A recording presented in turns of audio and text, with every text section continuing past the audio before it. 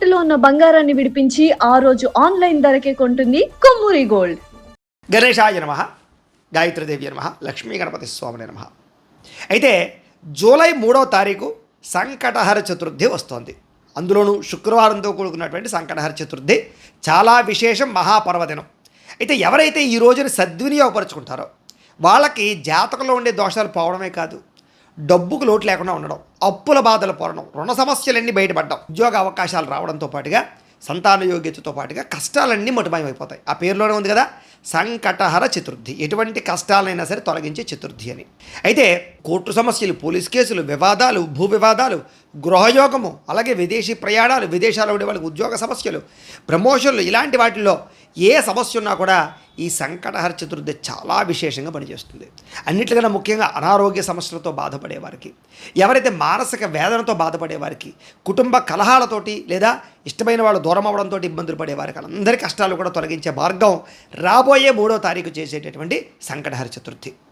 అయితే ఏమిటి ఈరోజు ప్రత్యేకత? ఏమి చేస్తే మన జీవితంలో ఉండే కష్టాలు తొలుగుతాయి, అప్పులు బాధలు పోతాయి, ధనం కలుగుతుంది, ఐశ్వర్యం వృద్ధి అవుతుంది అనే విషయాన్ని ఇప్పుడు మనం కూలంకుషంగా తెలుసుకుందాం. మిగతా చతుర్థికి దీనికి తేడా ఏమిటంటే శుక్రవారంతో కూడుకున్నటువంటి సంకటహర చతుర్థి. ఇది చాలా విశేషం. సాధారణంగా సంకటహర చతుర్థి అంటేనే చాలామంది ఈ మధ్యకాలంలో కొన్ని లక్షల మంది చేసుకుని దానివల్ల ఫలితాన్ని పొందుతున్నారు. పూర్వీకులు అందరూ చేసేవారు, కానీ ప్రస్తుతం మళ్ళీ మధ్యలో కనుమరుగైనా మళ్ళా తిరిగి దాని గొప్పతనం మాలాంటి పండితులు చెప్పడం వల్ల, తెలుసుకుని చేయడం వల్ల దాన్ని మౌత్ పబ్లిసిటీ, అంటే నేను చేసేనే, నా వల్ల ఇంత ప్రయోజనం కలిగింది అని వాళ్ళ కుటుంబాలకి చెప్పడం వల్ల వాళ్ళు కూడా చేస్తూ ఈ అద్భుతమైన ఫలితాలు పొందుతున్నారు. అందులోనూ కలవు చండీ వినాయక, కలియుగంలో అమ్మవారిని గణపతిని పట్టుకుంటే వెంటనే ఫలితం వస్తుంది. చండీ అంటే లక్ష్మీదేవి కూడా చండీలో ఒక భాగం. మహాకాళి, మహాలక్ష్మి, మహాసరస్వతి స్వరూపమే చండీ అమ్మవారు. కాబట్టి ఇక్కడ లక్ష్మీదేవి, గణపతి ఇద్దరు కూడా పవర్ఫుల్ దేవతలు కలియుగంలో. ఇంచేత మనకి ఏ కోరిక కావాలన్నా తీర్చే దేవతలు వీళ్ళిద్దరు కూడా. అందరూ కూడా సద్యస్కాలం అంటే వెంటనే తీర్చేవాళ్ళు ఎవరు అంటే కనుక లక్ష్మీ గణపతులు. అయితే అలాంటి లక్ష్మీ గణపతులని ఈ సంకటహర చతుర్థి రోజున ఏ రకంగా ఆరాధన చెయ్యాలి, ఏం పూజ చెయ్యాలి, ఏ రకంగా వ్రతము చెయ్యాలి, ఎటువంటి పరిహారములు చెయ్యాలి, ఎటువంటి దోషాలు పోతాయి అంటే కనుక, ఒకటి ముఖ్యంగా మీ ఇంట్లో ఎవరైతే ఉన్నారో మీరు అందరూ కూడా ఇంట్లో చేసుకో అద్భుతమైన పరిహారం ఏంటంటే సంకటహర చతుర్థి వ్రతము అని అద్భుతమైన వ్రతం ఉంటుంది. నేనే స్వయంగా ఈ సంకటహర చతుర్థి వ్రతాన్ని వీడియోగా తయారు చేశాను, అది కూడా యూట్యూబ్లో పెట్టాను, కావాలంటే చూసుకోండి మీరు. సంకటహర చతుర్థి పూజా విధానం తెలుగు అని కొడితే నేను చేసిన పూజా విధానం వస్తుంది చక్కగా యూట్యూబ్లో. మీరు చూసుకుని ఆ వీడియోని ఎదురుగుండా పెట్టుకుని మీరు చేసుకోవచ్చు. లేదు మీకు బ్రాహ్మణులు దొరికారా, చక్కగా వాళ్ళని పిలిపించి చేసుకోవచ్చు. లేదు మీకే మంత్రాలు చదువుకోవడమో లేదా పుస్తకం చదువుకోవడమో వచ్చు, దాని పుస్తకం ఉంటుంది, తగ్గ తెచ్చుకుని ఇంట్లో చక్కగా సంకటహర చతుర్థి వ్రతాన్ని చేయొచ్చు. ఆ వ్రత విధానం అంతా కూడా పుస్తకంలో ఉంటుంది, లేదా నేను చెప్పిన వీడియోలైనా ఉంటుంది, ఎలాగైనా సరే చూసుకోండి. అది ప్రధానమైన విషయం. ఎందుకంటే సంకటహర చతుర్థి వ్రతం అనేది సాయంకాలం ప్రదోష వేళలో చేస్తారు. అంటే ఉదయం అంతా ఉపవాసం ఉండి, అలాగే ఈ చవితి ఉంది 3వ తారీఖు వచ్చే చవితి, అందులో శుక్రవారం కలిసి వచ్చింది కదా, ఇంకా విశేషం. ఈ వ్రతము చేయడం వల్ల ఎటువంటి కష్టమైనా తొలుగుతుంది అని అద్భుతమైనటువంటి విషయం శాస్త్ర ప్రమాణం. అయితే ఈ వ్రతాన్ని ప్రారంభం చేస్తే వరుసగా కనీసం 11 లేదా 27 లేదా 54 చేయొచ్చు, లేదు కనీసం 3 చేయొచ్చు. కానీ ఎక్కువ చేస్తే ఎక్కువ ఫలితం, అంటే లాంగ్ టర్మ్లో ఎక్కువ ఫలితాలు వస్తాయి. కాబట్టి ఇది కొంచెం బాగా చేసుకున్నట్లయితే మీ జీవితంలో ఎటువంటి సమస్య అయినా పోతుంది. అయితే ఇది ప్రధానంగా మీరు మీ ఇంట్లో చేసుకోవాల్సినటువంటి ఉత్తమమైనటువంటి పరిహారము అని చెప్పచ్చు. అయితే ఇంకొక అద్భుతమైనటువంటి పరిహారం ఉంది. ఏమిటి అంటే కనుక, ఆ రోజున మేము మా పీఠంలో సంపూర్ణ రుణ విమోచక లక్ష్మీ గణపతి హోమాన్ని చేస్తున్నాం. ఇది దేనికి ఉపయోగపడుతుంది అంటే కనుక, ముఖ్యంగా ఈ రోజుల్లో రుణబాధలు లేనివారు లేరు అంటే కనుక అతిశయోక్తి కాదు. ఎందుకంటే 180 మందికి కనీసం అప్పులు ఉన్నాయి. ఏ కారణం చేత? ఇల్లు కట్టుకునో, పిల్లలకి పెళ్ళిళ్ళు చేసో, పిల్లల చదువుల కోసమో, లేదా ఏదైనా వాహనాలు కొనడానికో, వస్తువులు కొనడానికో, కార్లు కొనడానికో, ఆఖరికి ఈరోజు ఇంట్లో ఫ్రిడ్జ్ కొనాలన్నా, ఏసీ కొనాలన్నా, టీవీ కొనాలన్నా ఆన్లైన్లో ఈఎంఐల ద్వారానే కొంటున్నారు. అంటే మన జీవితంలో అప్పు ఒక భాగం అయిపోయింది. ఈఎంఐ రూపంలో అవ్వచ్చు, ఏ రకంగా రూపం అవ్వచ్చు, అది అలవాటు చేస్తారు మనకి. ఏది ఏమైనా కూడా ఇలాంటి అప్పుల నుంచి బయటపడాలంటే ఏంటి మరి పరిస్థితి అంటే, సాధారణంగా రుణం అనేటటువంటిది ఒకసారి చేసావా, ఒకసారి అలవాటైందా, అదొక వ్యాధిలా పీడిస్తూ ఉంటుంది. అది అప్పు చేయడం అలవాటైందా, అది వదలదు మనిషిని, అదొక రకమైన వ్యాధి అంటారు దాన్ని.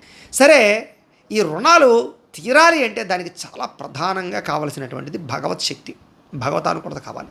ఉంటే తప్ప ఈ రుణాల నుంచి, ఇలాంటి పీడిత రుణాల నుంచి బయటపడలేం. చాలామందికి ఏంటంటే రుణాలు అప్పులు వడ్డీలు కట్టలేక చాలామంది బాధపడుతూ ఉంటారు. ఈ రుణం ఎప్పుడు తీరిపోతుందిరా బాబు, ఇంక జన్మలో అప్పు చేయకూడదు అనుకుంటుంటారు, దండం పెట్టుకుంటారు. అప్పు అలా వడ్డీని పెంచుతూ ఉంటుంది, అసలు అలాగే ఉంటుంది. వడ్డీ తీరుతుంది తప్ప అసలు తీరుతుంది. ఒక్కోసారి వడ్డీ తీరకపోతే చక్ర వడ్డీ అయి ఆస్తులు పోగొట్టుకునే వాళ్ళు చాలామంది ఉన్నారు. తలలు తాకట్టు పెట్టిన వాళ్ళు, బంగారం తాకట్టు పెట్టిన వాళ్ళు, భూములు తాకట్టు పెట్టిన వాళ్ళు, డాక్యుమెంట్స్ అన్నీ బ్యాంకు లాకర్లో ఉండడాలు లేదా బ్యాంకుల్లో ఉండడాలు, పొలం డాక్యుమెంట్స్ అన్నీ పెట్టేయడాలు, ఆఖరికి అవి విడిపించుకోలేని పరిస్థితిలో బిక్కుబిక్కుమంటూ ఆస్తులు పోతాయేమో అని బాధపడేవారు ఎంతోమంది ఉన్నారు. అంటే అంత దారుణంగా అప్పు మనిషిని దిగజారుస్తుంది, ఆస్తులు పోగొడుతుంది, ఐశ్వర్యాన్ని క్షీణింపజేస్తుంది, మానసిక క్షోభకు గురి చేస్తుంది, మనశ్శాంతి లేకుండా చేస్తుంది, కుటుంబ కలహాలను కలగజేస్తుంది. ఎవడైనా కావలసిన వాడు అప్పిచ్చాడు అనుకున్న వాడికి మీకు సంబంధాలు పాడు చేస్తుంది, స్నేహాన్ని పాడు చేస్తుంది.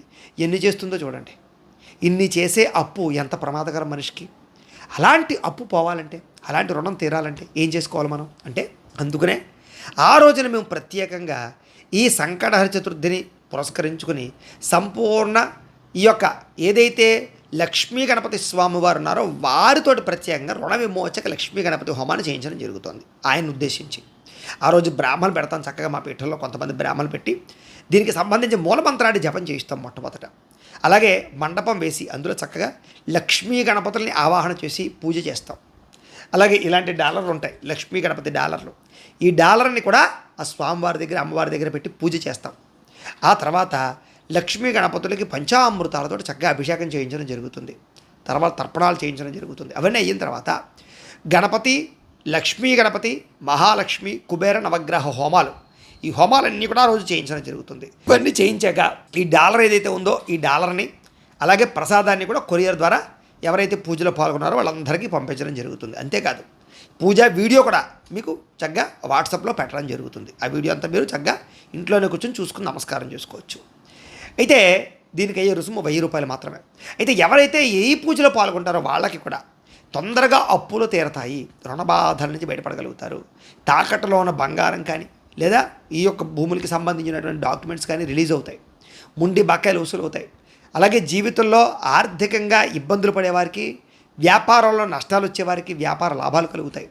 అలాగే మొండి బకాయిలు వసూలు అవుతాయి. అలాగే ఆర్థికంగా సంపాదించడానికి మార్గాలు అన్వేషించుకోగలుగుతారు. డబ్బు ఇంట్లో నిలబడుతుంది, చేతిలో నిలబడుతుంది. ఈ రకంగా ఏంటంటే చాలా అద్భుతమైనటువంటి ఐశ్వర్యాన్ని అనుభవించే పరిస్థితి ఈ క్రతువులో పాల్గొనడంలో వస్తుంది. కారణం ఏంటంటే కనుక జ్యేష్ఠమాసం చాలా విశేషం, అందులో లక్ష్మీదేవితో కూడుకున్న శుక్రవారము, అందులోని సంకటహర చతుర్థి. ఈ కాంబినేషన్ ఏదైతే ఉందో ఇది చాలా అద్భుతమైనటువంటి శక్తి కలిగిన కాంబినేషన్. అందుకనే సునాయాసంగా మన జీవితంలో మనం సంపాదించుకుని మనం దాచుకుని ఏదైనా ఇన్వెస్ట్మెంట్ చేసుకోవడానికి అసలు ముందర అప్పు అంటూ ఉంటే మైండ్ బంద్ చేసి సరిగ్గా సంపాదిద్దామన్నా, అదే అప్పు తీరిపోయింది అనుకోండి, ఫస్ట్ మనం ప్రశాంతంగా ఉన్నాం అనుకోండి, డబ్బు సంపాదించే మార్గాలు అనేక అన్వేషించవచ్చు, లేదా దానికోసం కష్టపడవచ్చు. మెంటల్ స్ట్రెస్ లేకుండా పడే కష్టం వల్ల ఆరోగ్యము ఐశ్వర్యం కలుగుతాయి. మెంటల్ స్ట్రెస్తో పడే కష్టం వల్ల ధనము క్షీణించిపోతుంది, ఆరోగ్యం క్షీణించిపోతుంది, ఆయుష్ క్షీణించిపోతుంది, అన్నీ సమస్యలే. కాబట్టి ఎవరైతే ఈ బాధలతో బాధపడుతూ ఉన్నారో వీళ్ళందరికీ ఈ వీడియో అనేటటువంటిది ఒక పెన్నిది పెట్టు. కాబట్టి అందరూ ఈ వీడియోని చూసిన ప్రతి ఒక్కరు కూడా ఈ అవకాశాన్ని మాత్రం సద్వినియోగపరుచుకునే ప్రయత్నం చేయండి. అంతేకాదు ఒక్కసారి లక్ష్మీ గణపతి స్వామివారిని నమస్కారం చేసుకోండి. ఎందుకంటే ఆయన అనుగ్రహం లేనిదే ఈ పూజలో కూడా మీరు పాల్గొనలేరు. ఎందుకంటే సంకల్ప బలం ఏదైతే ఉందో, భగవత్ ఆశీస్సులు ఏవైతే ఉన్నాయో అవి ఈరోజు కాకపోతే రేపైనా మీకు అవకాశాన్ని ఇస్తాయి. కాబట్టి ముందుగా అసలంటూ సంకల్పం చేసుకోండి, చెయ్యాలి అని సంకల్పం చేసుకోండి, తద్వారా అవకాశం అదే వస్తుంది. అందులోనూ మేము చేసే పూజలో పాల్గొనడం ఇంకా విశేషం, దానికి రుసుము కూడా చాలా స్వల్పం. కాబట్టి అందరూ కూడా పాల్గొనే ప్రయత్నం చేయండి, ఈ అవకాశాన్ని సద్వినియోగపరచుకోండి, రుణ బాధ నుంచి బయటపడండి అని తెలియజేస్తూ, అలాగే మీ అందరికీ కూడా లక్ష్మీ గణపతి యొక్క ఆశీస్సులు సంపూర్తిగా కలగాలి అని స్వామివారిని ప్రార్థన చేసుకుంటూ స్వస్తి.